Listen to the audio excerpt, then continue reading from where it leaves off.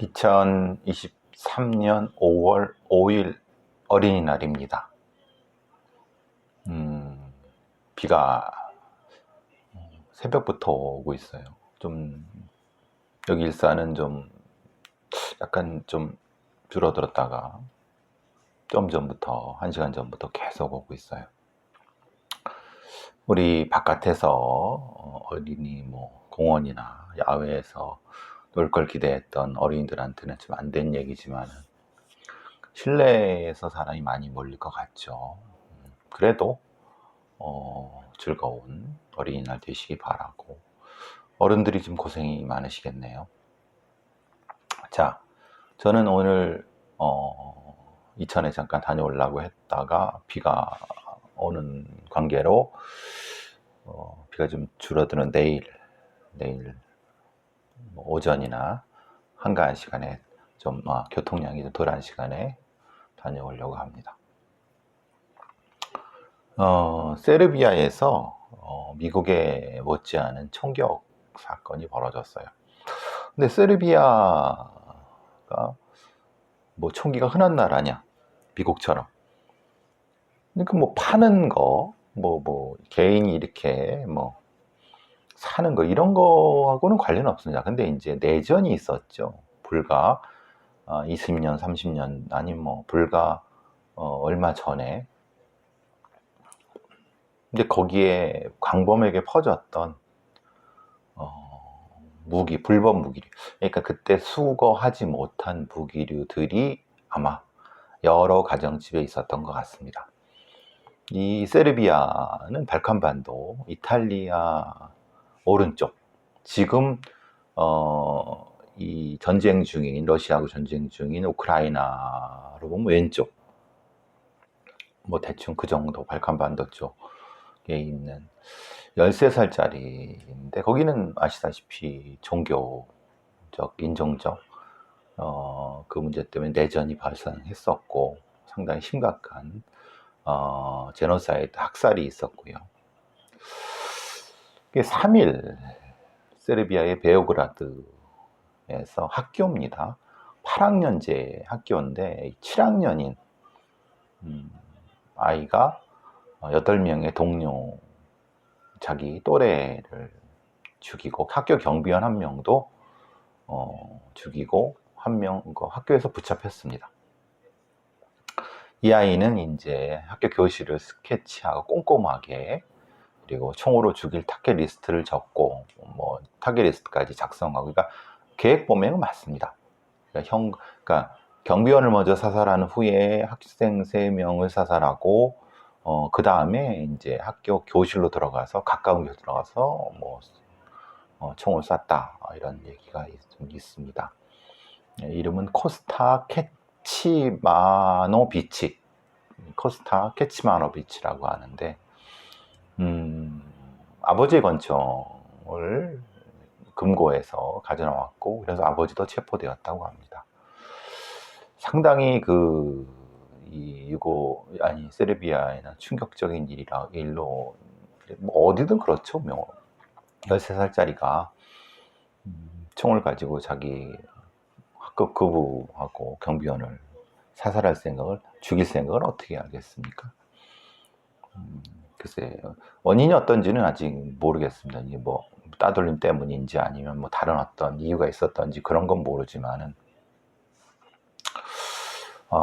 좀 그런 면이 있습니다. 이게 결국은 총기 문제, 그리고 이게 대단한 그 잔혹한 학살이 있었던 기억이 결국은 이런 여파가 있을 수 있다라는 생각을 해봅니다. 전쟁을 겪은 이후에는 많은 사람들이 이 심리적 충격을 많이 받죠. 그리고 그거 못지않게 수단에 대한 어떤 생각을 많이 합니다. 총이 있으니까 그렇게 했으면 보고 배우는 거죠. 어떤 이유인지 아직 모르겠지만은 지금 이 민간에 퍼져 있는 광범위한 이 총기들이 상당 부분 수거되기를, 그래서 또한 아픔이 치유되기를. 그런데 사실 거기는 뭐 얼마 전에도 또 다시 이제 그런 문제들이 있었거든요. 어쨌든 미국은 뭐 더 이상 통제가 안 되는 것 같고 유럽도 그러면 참 난감하죠. 자, 어제 며칠 전 이제 최말자 씨 재심 얘기가 지금 뭐 여러 매체에서 얘기되고 있습니다. 최말자 씨 하면은 잘 모르실 겁니다. 근데 이거는 기억나실 겁니다. 자신을 강간하려던 남성의 혀를, 그러니까 이제 그 강제로 입을 맞추려고 하다가 혀를 물었어요. 근데 혀가 어느 정도 절단이 됐어요. 그래서 거꾸로, 그러니까 이 강간범을 처벌해야 되네. 강간범의 강간을 막기 위해서, 저항하기 위해서 한 정당방위를 전혀 인정하지 않은 거죠. 오히려 중상해죄로 징역을 살았어요. 진짜 개 같은 법. 이건 법이 문제가 아니라 그 판사들, 이 대가리 총 맞은 새끼들이죠. 말하자면 판사라는 새끼들도 그렇고 또 법관이라는 놈들도, 그러니까 그런 놈들이. 근데 문제는 그겁니다. 제가 이 사건에서 가장 뭐 안타깝다 여러 얘기했지만, 법원이 어쩔 수 없어서 재심을 거부하고 있어요. 했고. 근데 문제는, 그리고 여기 뭐 여러 매체에서도 그런 얘기를 하고 있습니다만, 정작, 그러니까 사실 그 놈은 나쁜 놈이죠. 그렇죠. 강간범이 나쁜 놈이죠. 그건 뭐 말하면 뭐하겠습니까. 근데 그 강간범을 오히려 옹호하고, 오히려 그러니까 그 강간범을 피해자로 만든 거는 결국은 뭐 사법체계라고 하는 형태의 어떤 그 추상적인 얘기 할 거 없습니다. 그것을 한 검사놈들이나 아니면 검사놈이나 판사놈들입니다.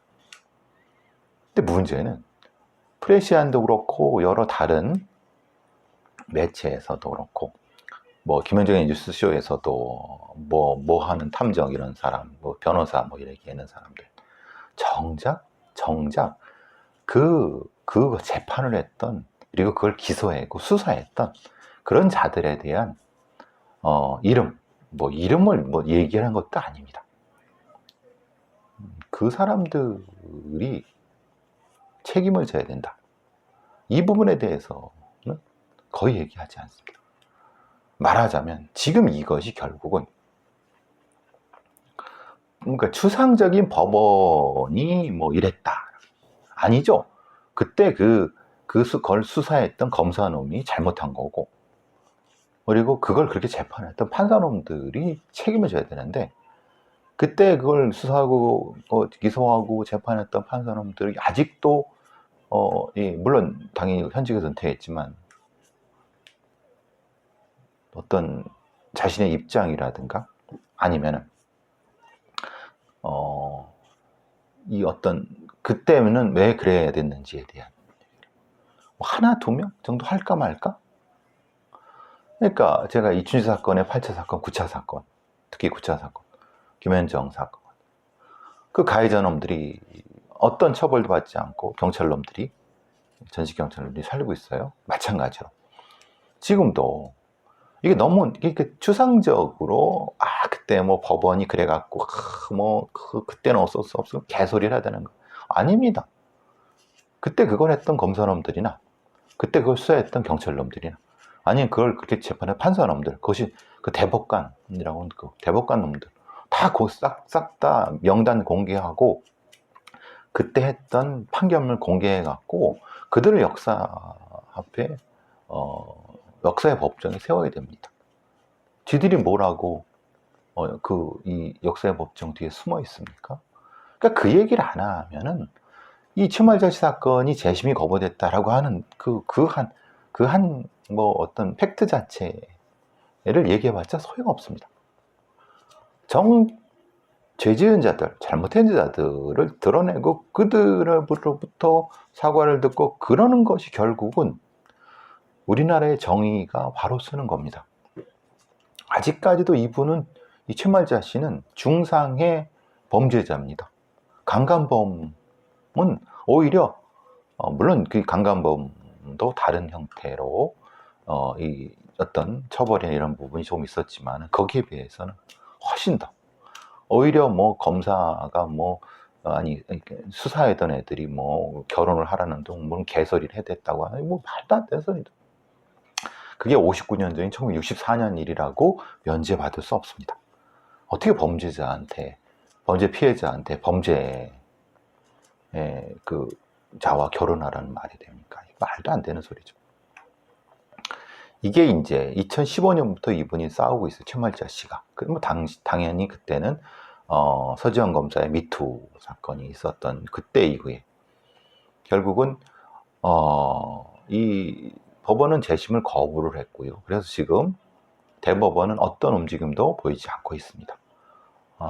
그리고 더더군다나 이 2021년 재심을 기각한 부산지법과 재심 항고를 기각한 부산고등법원은 이따위 소리를 했어요.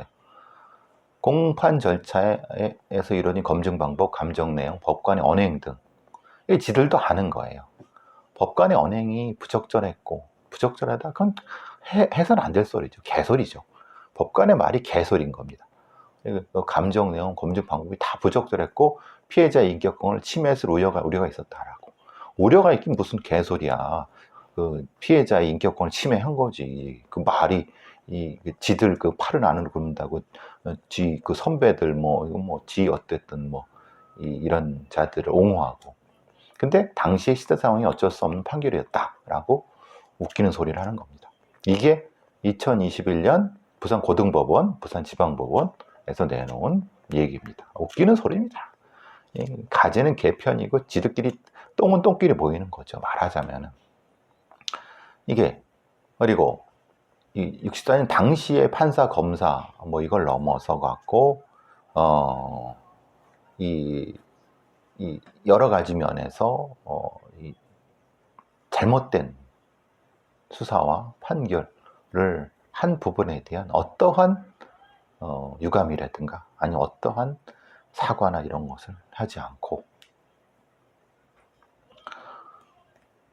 검사와 판사가 가해자와 결혼하라 이따위 망발을 해대는, 그럼 당연히 그 검사와 판사 놈들을 이름을 공개해 갖고 판결을 공개, 이게 기록이 없어?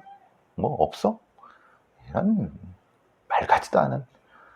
그리고 지금의 그것을 다루는 사람들도, 변호사 우리 지금의 방송을 하는 변호사 이런 자들도 그 당시에 검사 판사에 대한 이름이라든지 이런 것들을 공개하지 않고 가재는 개편들이죠. 말하자면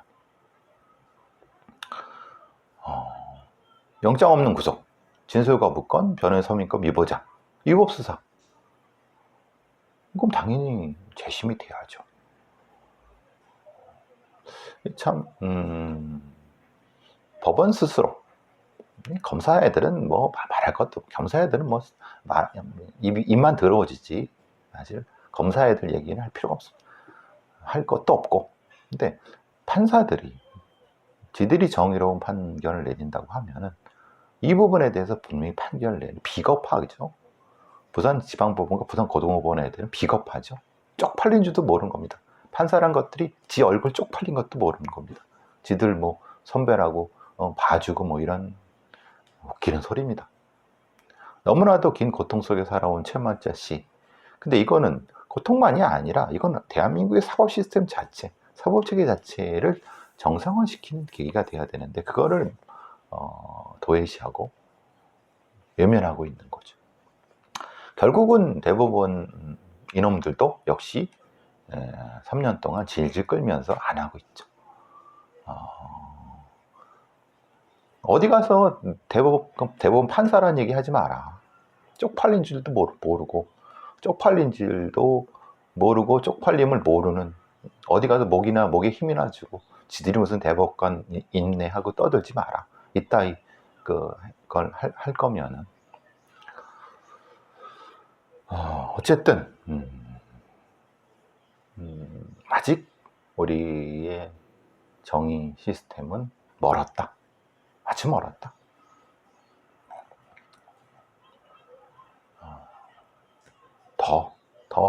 더 시간이 되나 봅니다. 더 안타까운데, 그나마 이건 좀, 단역 배우 자매 자살 사건이라고 들어보셨나요? 이름을 공개를 하겠습니다. 이제 모친께서는 그걸로 유튜브를 여셨고 그래갖고, 장연록 모친입니다. 아마 제 팟빵 크라임에서도 이 사건을 다뤘었습니다. 뭐 사건을 다시 말씀드리면은, 아시다시피 2004년에 대학원생이었던 A 씨가 있는데, 동생 B 씨, 이 두 자매는 단역 알바를 했었습니다. 단역 알바. 근데 이제 배우를 관리하던 놈들, 아마 그게 뭐라고 하죠. 12놈으로부터 성폭행과 성추행을 당했어요. 이놈들을 고소를 했죠. 근데 문제는, 경찰 조사 중에 경찰이, 이 또라이 같은 새끼들 경찰 놈들이 가해자를 옆에 둔 채 그 자매 중 한 분한테 당시 상황을 어떻게 묘사해라고 요구를 했고, 그게 2차 피해를 한 거죠. 이런 새끼들이 경찰을 하니 참 답답한 겁니다. 이게 결국은 고소를 취하라는 압박도 받고 가해자 협박도 받고, 2009년도에 5년 뒤에 A씨도 극단적 선택, 그걸 본 B씨도 극단적 선택, 그거를 본 아버지도 뇌출로 사망. 장윤옥씨 어머니 혼자 남았어요. 3명을 죽인 거예요. 이 12놈이, 그리고 그 경찰놈들이. 이게 대한민국의 이 거지 같은 시스템 아닙니까? 거지 같은.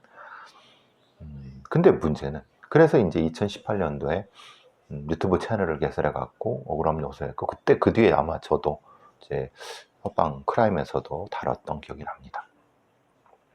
당시 이철성 경찰청장이 진상조사 TF를 뿌려갖고 했는데, 그냥 공소시효 만료로 결국 재수사가 흐지부지 됐고 그랬던 사건이에요. 근데 이 장현록, 이 모친은 계속 이 억울함을 토로하고 계셨고, 근데 올해 MBC 드라마 연인에서 12놈 중에, 이놈들 중에 일부가 아마도 아마 이 엑스트라를 공급해주는 그래서 그렇게 연인이라는 드라마에 공급해줬나 봅니다.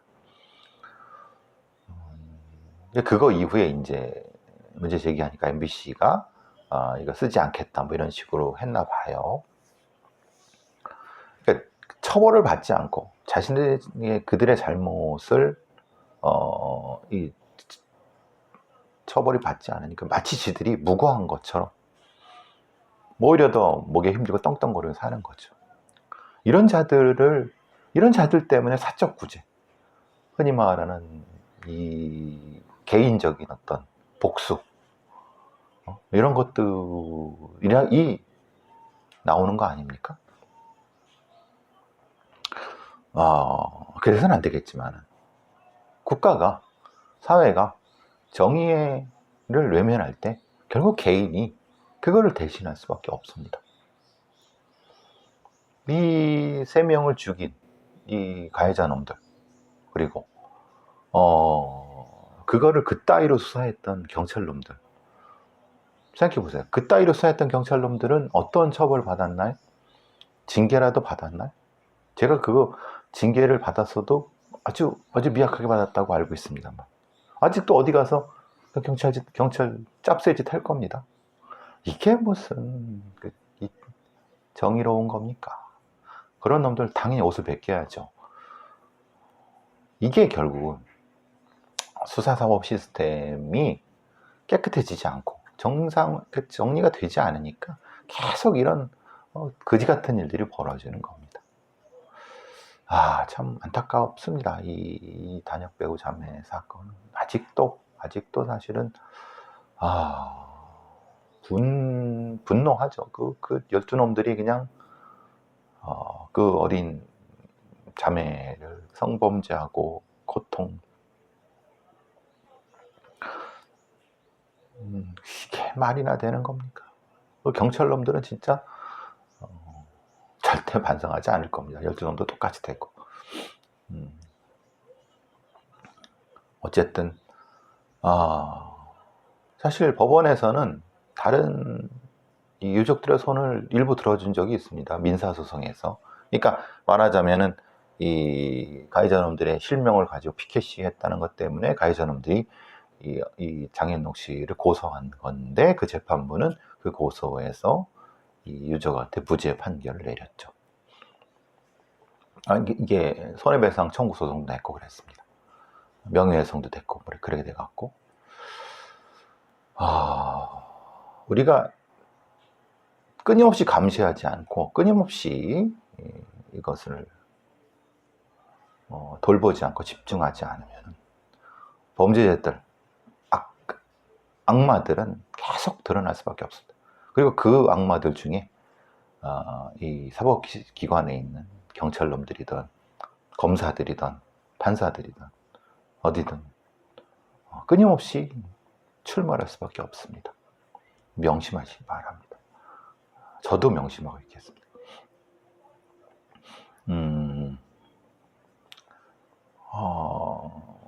보이스피싱 얘기가 되고 있어요. 보이스피싱 구제책 정말 없나? 이렇게 경찰청에 따르면은 보이스피싱 작년에 2만 건, 피해금은 5,400원 이랬다고 했어요. 그래서 정부에서는 범죄 예방과 차단에 중점을 두고 범정부 태스크포스 운영해서 피싱 사이트 변잡기, 불법 거래 탐지물 삭제, 대포폰 개통 차단, 단말기 번호, 그러니까 변잡기 이 부분, 이런 것들 쭉 하고 있다고 얘기를 하고 있어요. 그런데 피해 구제에는 한계가 명확하다라고 하면서 여기서 나오는 게, 글쎄요, 이 경찰대 치안정책연구소에 황석진 동국대 국제정보대학원 교수가 한 일종의 예금자 보호법처럼 보이스피싱 보험을 확대하는 방법을 대안으로 제시하고 있어요. 그러니까 말하자면은 일정 정도 금융기관에 일정 정도 보험료를 부과를 하고 이렇게 되는 거죠. 그러니까 실질적으로 개인 소비자들한테는 부담이 없는, 뭐 맞는 얘기일 수도 있습니다. 그런데 정작 중요한 거는 이 보이스피싱이 되지 않도록 하는 방법, 말하자면은 대포폰 개통을 차단하기 위해서는 여러 가지, 말하자면은 통신사에 대한 여러 가지 이 감시라든가 아니면 규제,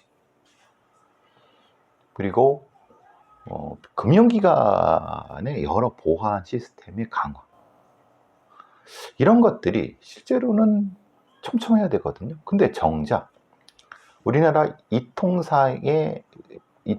이동통신사들이 대포폰으로 이 개통되는 거를 어느 정도까지 제대로 감시해 왔는가.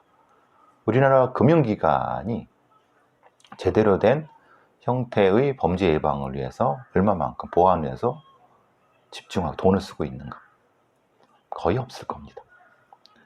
말하자면은 우리나라의 통신과 금융 부분에서의 보안과 이런 부분이 제대로 하고 있지 않으면서 결국은 보험료, 그럼 그 보험료는 결국은 은행이나 이런 놈들이 사실은 소비자한테 전가할 수밖에 없습니다.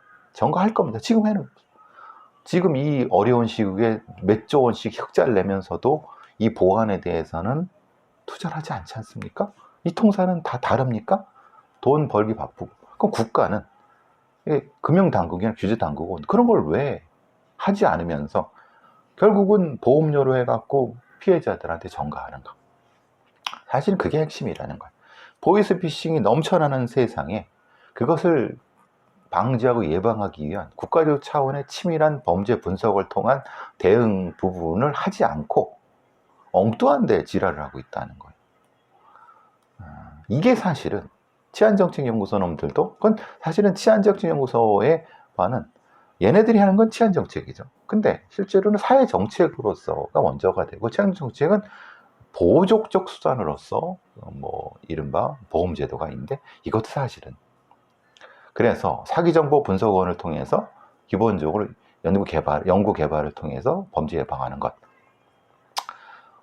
그걸 위해서 금융정책과 이 통신정책에 있어서의 보안과 이걸 방지하는 것 강화 이게 먼저입니다.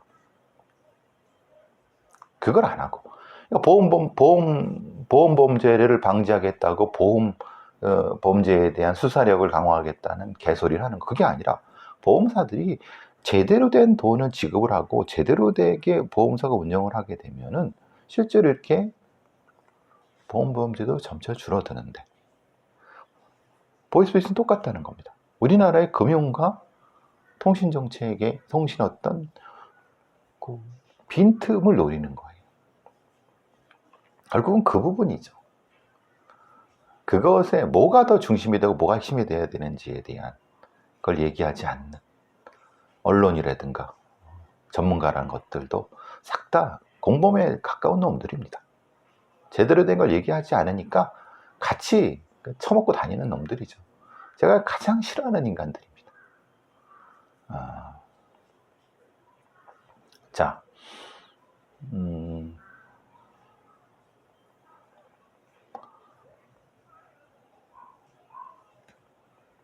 잠깐 쉬었다가 하나 더 하도록 하겠습니다.